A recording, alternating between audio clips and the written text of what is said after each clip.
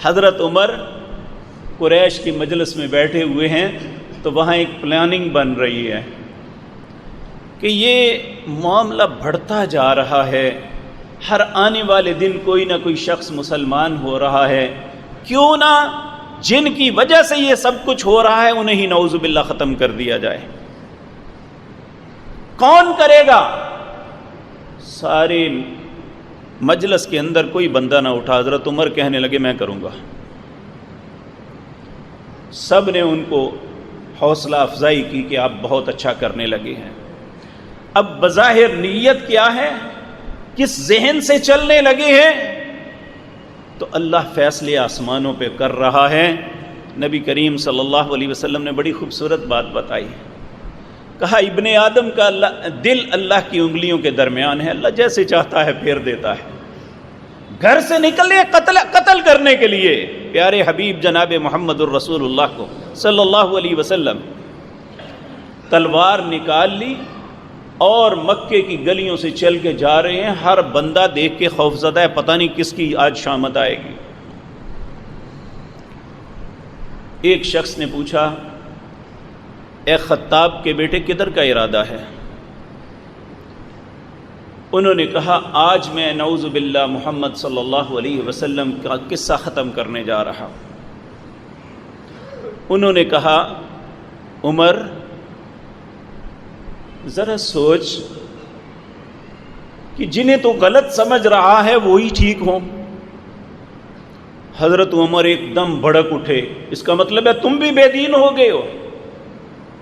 آگے بڑھ کے اسے مارنے لگے۔ انہوں نے کہا عمر ٹھہر جا، مجھے مارنے سے پہلے اپنے گھر کی خبر لے لے۔ کہا میرے گھر کو کیا ہوا ہے؟ کیا تیری بہن اور تیرے بہنوئی بھی مسلمان ہو گئے ہیں۔ نبی کریم صلی اللہ علیہ وسلم کو بھولے اور اپنے بہنوئی سعید بن زید، یہ بھی عشرہ مبشرہ میں سے ایک ہے، ان کی طرف چلے۔ یہ آپ کے چچا کے بیٹے بھی تھے اور بہنوئی بھی تھے۔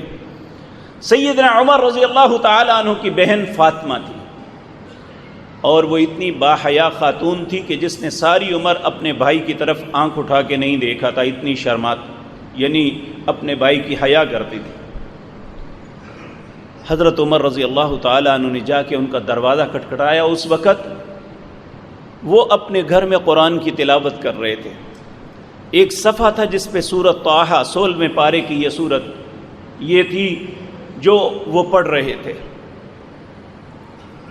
اللہ اکبر۔ حضرت خباب بن ارت رضی اللہ تعالی عنہ انہیں قرآن پڑھا رہے تھے۔ انہوں نے زور سے دروازہ کھٹکھٹایا۔ گھر والے گھبرا کے انہوں نے فوراً خباب بن ارت کو چھپا دیا اور دروازہ کھولا۔ کہا کیا بات ہے؟ کہا یہ بنبناہٹ کیا تھی؟ کہا کچھ بھی نہیں۔ کہا نہیں مجھے بتاؤ، میں نے سنا ہے تم بے دین ہو گئے ہو، کیونکہ مسلمانوں کو مشرکین مکہ بے دین کہتے تھے نعوذ باللہ، حالانکہ بے دین تو خود تھے، وہ تو اللہ کے دین پہ تھے، لیکن ہمیشہ اہل باطل جو ہیں یہ اسی طرح کے تانے دیتے ہیں۔ اس نے کہا کہ ہم بے دین نہیں ہوئے، ہم نے اللہ کے دین کو قبول کیا۔ فوراً اپنے بھائی کی داڑھی پکڑ کے انہیں مارنے لگے۔ ان کی بہن فاطمہ آگے بڑھی روکنے کے لیے۔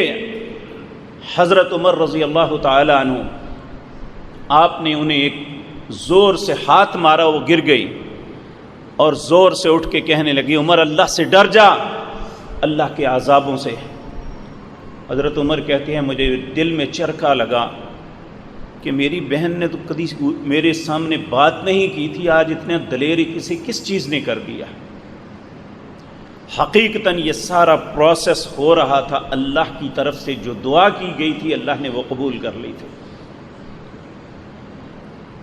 یہ بات برداشت نہ کر سکے کہ میری بہن میرے آگے بولی، کہنے لگے وہ قدرتی بات، وہ جو کاغذ جس کے اوپر وہ جلد یا جو بھی چیز جس کے اوپر سورۃ طٰہٰ لکھی ہوئی تھی وہ چارپائی پہ پڑا ہوا ہے۔ آگے بڑھ کے پکڑنے لگے کیونکہ آپ لکھنا پڑھنا جانتے تھے۔ بہن نے فوراً آپ کا ہاتھ پکڑ لیا، کہا پلید ہو تم اسے ہاتھ نہیں لگا سکتے، لا یمسہ الا المطہرون۔ کہا چلو کیسے پاک ہو جاؤں کہ میں اسے ہاتھ لگا لوں؟ کہا غسل کرو۔ غسل کیا، ان کے ہاتھ میں وہ جو جس پہ لکھا ہوا تھا وہ تھما دیا۔ حضرت عمر رضی اللہ تعالیٰ عنہ اس قرآن کو، ہم نے بھی زندگی میں سینکڑوں مرتبہ یہ صورت پڑھی ہوگی، لیکن کبھی شاید ہمارے دل میں کبھی خیال بھی نہ پیدا ہوا ہو کہ اللہ یہ حکم کیا دے رہے ہیں۔ حضرت عمر رضی اللہ تعالیٰ عنہ جیسا سخت ترین انسان جب اللہ کے کلام کو پڑھتا ہے تو ہل جاتا ہے۔ وہ دیکھی پڑھا طٰہٰ ما انزلنا علیک القرآن لتشقى الا تذکرۃ لمن یخشی تنزیلا ممن خلق الارض والسماوات العلی الرحمن علی العرش استوى له ما في السماوات وما في الارض وما بينهما وما تحت الثرى وان تجهر بالقول فانه يعلم السر واخفى اللہ لا الہ الا هو له الاسماء الحسنى وهل اتاك حدیث موسیٰ۔ جب یہاں پہنچے اننی انا اللہ لا الہ الا انا فاعبدنی واقم الصلاۃ لذکری، یہ کیا ہے؟ کاش ہم بھی قرآن کو سمجھ لیتے۔ یہ قرآن دلوں کو بدلنے کی کتاب ہے، یہ قرآن دلوں کے زنگ کو ختم کرنے والی کتاب ہے۔ ہم اس سے دور ہو گئے، جس کی وجہ سے آج ہم مختلف پریشانیوں میں مبتلا ہیں۔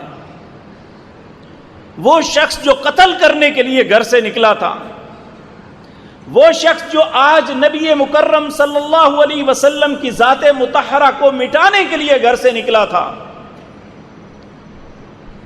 جب اللہ کی اس کلام کو پڑھا ما انزلنا علیک القرآن لتشقى، یہ قرآن جو ہم نے نازل کیا ہے تیری طرف، لتشقى تاکہ تم ڈراؤ، الا تذکرۃ لمن یخشی، اس میں نصیحت ہے اس کے لیے جس کا دل ڈر جائے۔ تنزیلا ممن خلق الارض والسماوات العلی، یہ نازل اس ذات کی طرف سے کیا گیا ہے جس نے زمین کو بھی پیدا کیا اور آسمان کو بلند کیا۔ الرحمن علی العرش استوى، وہ رحمان ہے جو عرش کے اوپر مستوی ہے۔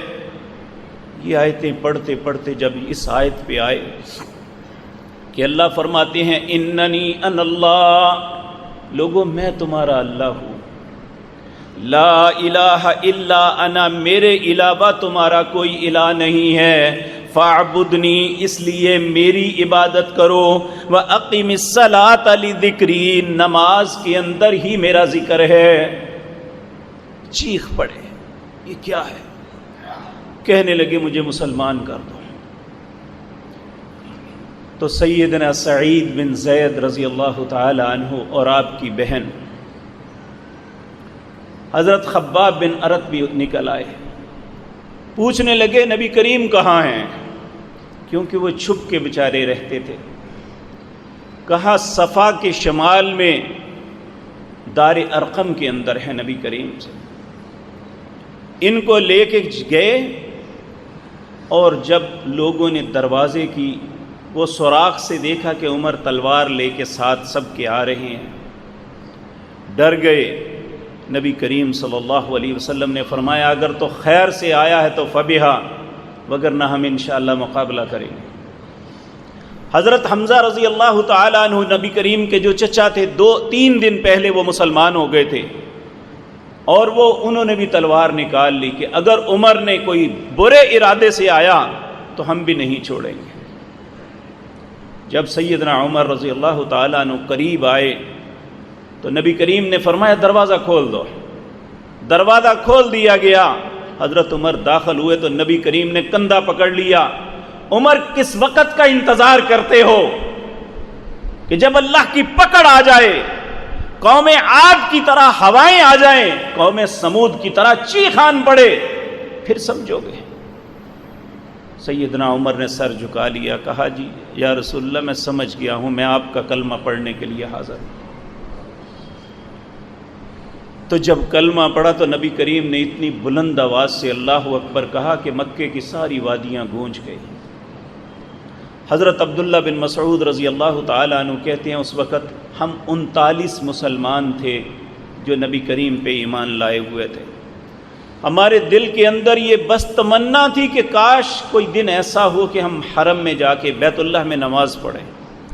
کہا یہ پہلا دن تھا کہ سیدنا حمزہ ایک لائن کے آگے اور سیدنا عمر رضی اللہ تعالی عنہ ایک لائن کے آگے تلوار لے کے جا رہے تھے۔ ہم نے پہلے دن حرم کے اندر جا کے باجماعت نماز پڑھی تھی۔ تو میرے عزیز بھائیو، یہ وہ شخصیت ہیں جنہیں اللہ نے اسلام کی سربلندی کے لیے چنا تھا۔ نبی کریم صلی اللہ علیہ وسلم کے لیے ان کے بابا سیدنا ابراہیم نے 3000 سال پہلے دعا کی تھی۔ ربنا، جب کعبۃ اللہ بنایا، اللہ سے دعائیں کرتے ہوئے یہ کہا ربنا وابعث فیہم رسول، اے اللہ جس رسول کا ہمیشہ آپ تذکرہ کرتے ہیں انہیں یہاں پہ مبعوث فرمانا۔ میرے آقا جناب محمد الرسول اللہ صلی اللہ علیہ وسلم سیدنا ابراہیم کی دعا کا نتیجہ ہے، اور سیدنا عمر رضی اللہ تعالی عنہ نبی کریم کی دعا کا نتیجہ ہے کہ اللہ نے آپ کو اسلام کی سربلندی کے لیے چنا۔ پھر جب یہ مسلمان ہوئے تو کیسے مسلمان ہوئے؟ اتنے خوبصورت مسلمان بنے کہ نبی کریم کو ایک دن یہ کہنا پڑا لو کان بعد النبی لکان عمر، اگر میرے بعد نبوت جاری رہنی ہوتی تو سارے صحابہ میں ایک شخصیت ایسی ہے جس میں یہ ساری صفات موجود ہیں، اللہ عمر کو نبی بناتے ہیں۔